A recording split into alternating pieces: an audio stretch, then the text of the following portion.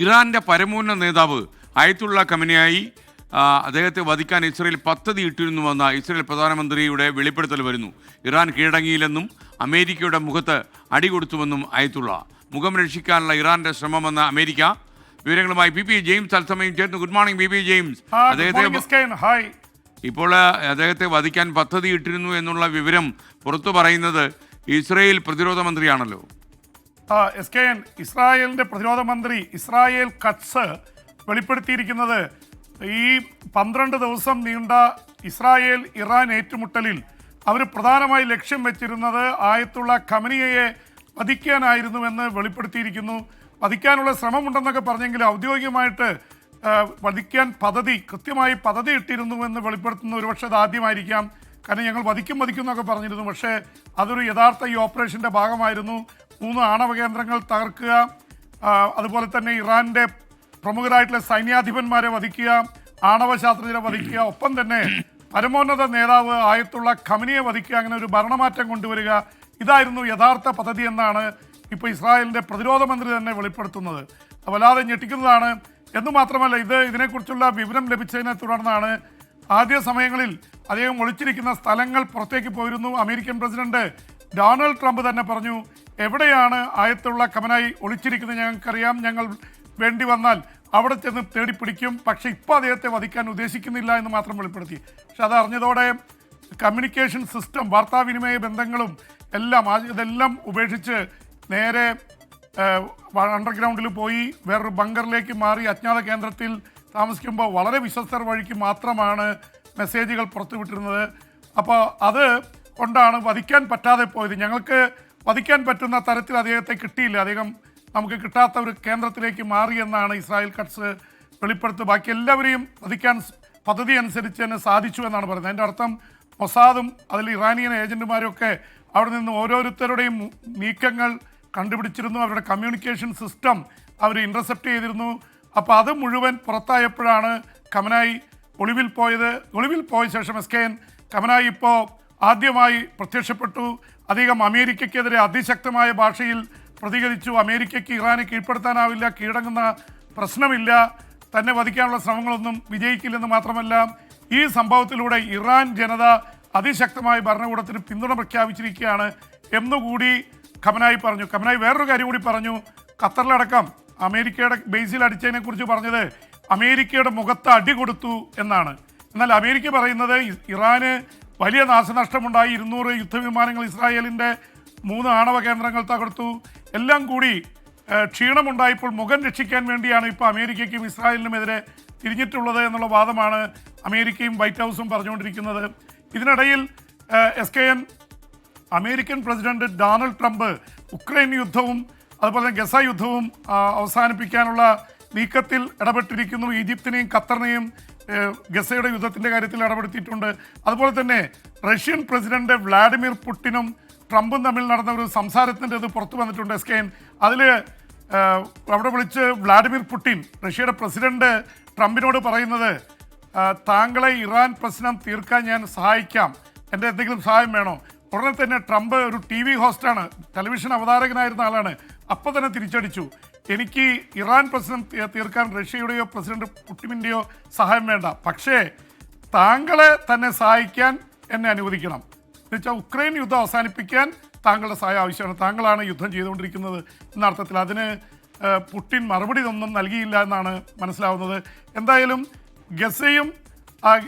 ഗസയിലെ യുദ്ധവും അതുപോലെ തന്നെ ഉക്രൈനിലെ യുദ്ധവും അവസാനിപ്പിക്കാൻ പറ്റിയാൽ സ്വാഭാവികമായിട്ടും ഒരു നൊബേൽ സമാധാന സമ്മാനത്തിനുള്ള ക്ലെയിം വയ്ക്കാൻ ട്രംപ് ഉദ്ദേശിക്കുന്നുണ്ടെന്ന് അറിയുന്നത്. കാരണം 2 തവണയാണ് അമേരിക്കയുടെ പ്രസിഡന്റ് ആകാൻ പറ്റുള്ളൂ. 1-ാം തവണ പ്രസിഡന്റായി, 4 വർഷം കഴിഞ്ഞ് ജോ ബൈഡനോട് തോറ്റു, വീണ്ടും പ്രതികാരദാഹത്തോടെ തിരിച്ചു വന്ന് പ്രസിഡന്റായി, 2 തവണയെ മത്സരിക്കാൻ പറ്റുള്ളൂ.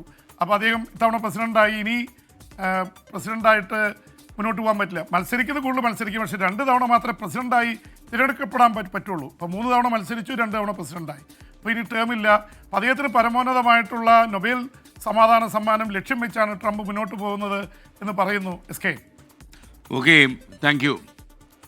മറ്റൊരു വാർത്ത പശ്ചിമേഷ്യയിലെ ഗസയിൽ നിന്നാണ്. ഇസ്രയേൽ ആക്രമണത്തിൽ പലസ്തീൻ ഡോക്ടർ അടക്കം 70 പേർ കൊല്ലപ്പെട്ടു എന്ന വാർത്ത വരുന്നുണ്ട്.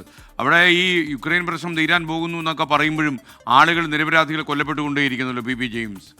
തീർച്ചയായിട്ടും SKN, ഗസയിലും ഉക്രൈനിലും യുദ്ധങ്ങൾ നടക്കുകയാണ്. ഇറാൻ ഇസ്രായേൽ ഏറ്റുമുട്ടൽ മാത്രമേ അവസാനിച്ചിട്ടുള്ളൂ. പക്ഷെ അത് കൈവിട്ടു പോകുന്ന അവസ്ഥയിൽ അത് തൽക്കാലം നിന്നു എന്നുള്ളത് ഒരു വലിയ പോസിറ്റീവ് സ്ട്രോക്ക് തന്നെയാണ്. പക്ഷെ അതിൽ ഏറ്റവും പ്രധാനപ്പെട്ട ഒരു കാര്യം, ഇസ്രായേൽ ഇറാനിൽ നിർത്തിയപ്പോൾ ഇസ്രായേലിൻ്റെ യുദ്ധവിമാനങ്ങളും സൈനികരൊക്കെ ലക്ഷ്യം വയ്ക്കുന്നത് ഗസയാണ്. ഗസയിൽ ഓരോ ദിവസവും 80ഉം 100ഉം വെച്ച് ആൾക്കാർ കൊല്ലപ്പെട്ടുകൊണ്ടിരിക്കുകയാണ്. ഈ 24 മണിക്കൂറിനുള്ളിൽ കൊല്ലപ്പെട്ടിരിക്കുന്ന 70 പേരാണ്. അതിൽ പലസ്തീനിലെ വളരെ പ്രശസ്തനായിട്ടുള്ള ഡോക്ടറുണ്ട്. അതുപോലെ വെസ്റ്റ് ബാങ്കിലെ ഒരു 15-കാരനെതിരെ നേരെ 3 തവണ വെടിവെച്ച് ആ പയ്യൻ കൊല്ലപ്പെട്ടതിൻ്റെ വിഷ്വൽസ് പുറത്തു വരുന്നുണ്ട്. അപ്പോൾ വളരെ ക്രൂരമായിട്ട് ഇത് നടക്കുന്നു. ഇത് തീർക്കാൻ വേണ്ടി ഖത്തറും ഈജിപ്തും അമേരിക്കയും അതികഠിനമായിട്ട് ഇടപെടുന്നുണ്ട്. പുതിയ പദ്ധതികൾ മുന്നോട്ട് വെച്ചിട്ടുണ്ട്. ഇപ്പോഴും ഇസ്രായേലിൻ്റെ 50 ബന്ദികൾ ഹമാസിൻ്റെ കൈവശമുണ്ട്. അവരെ വിട്ടുകിട്ടിയാൽ മറ്റേ യുദ്ധം അല്ലെങ്കിൽ വെടിനിർത്തൽ നടത്താമെന്ന് പറയുന്നു. പക്ഷേ ഹമാസിൻ്റെ ആവശ്യം ഞങ്ങൾ വിട്ട് തരാം, പക്ഷേ ഇസ്രായേൽ സേന ഗസയിൽ നിന്ന് പൂർണ്ണമായി വിട്ടു പോകണം.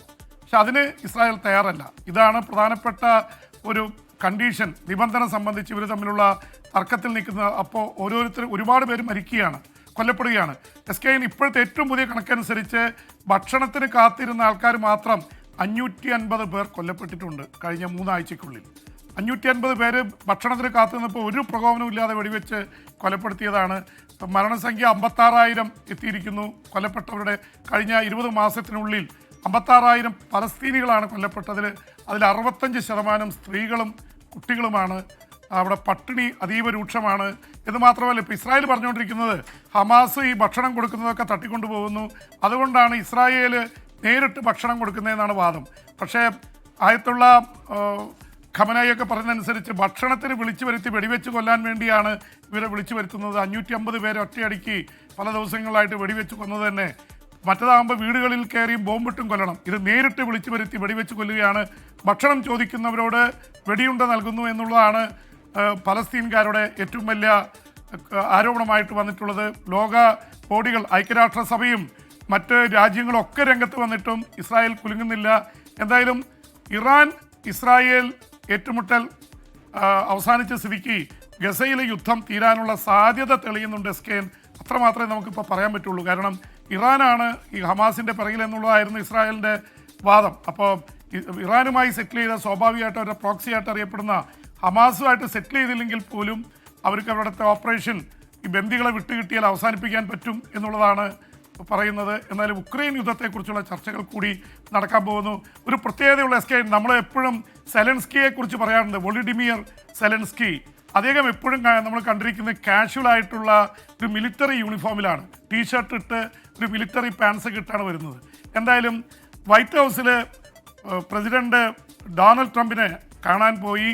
അവിടെ വെച്ച് അദ്ദേഹത്തെ ട്രംപ് അപമാനിച്ചു. അതിൻ്റെ ഇടയ്ക്ക് റിപ്പോർട്ടർമാർ ചോദിച്ചു, എന്ത് വേഷത്തിലാണ് വൈറ്റ് ഹൗസിൽ കയറി വന്നിരിക്കുന്നത്, ഫോർമലായിട്ടുള്ള സൂട്ടിട്ട് വരാതെ എന്തുകൊണ്ട് വൈറ്റ് ഹൗസിൽ കയറി, നിങ്ങളൊരു രാഷ്ട്രത്തലവനല്ലേ എന്ന്. അതിനെ തുടർന്ന് ഇത്തവണ യൂറോപ്പിൽ ചെന്ന് നെതർലാൻഡ്സിലെ നാറ്റോ ഉച്ചകോടിയിൽ പങ്കെടുത്തപ്പോൾ അദ്ദേഹം ഒരു സൂട്ടിന് തുല്യമായിട്ടുള്ള ഒരു ജാക്കറ്റ്, ഒരു കറുത്ത ജാക്കറ്റും അതുപോലെ തന്നെ പാൻസുമാണ് ഇട്ടിരുന്നത്. ഫോർമൽ വേഷത്തിലേക്ക് മാറി എന്നാണ് സെലൻസ്കി പറയുന്നത്. SKN.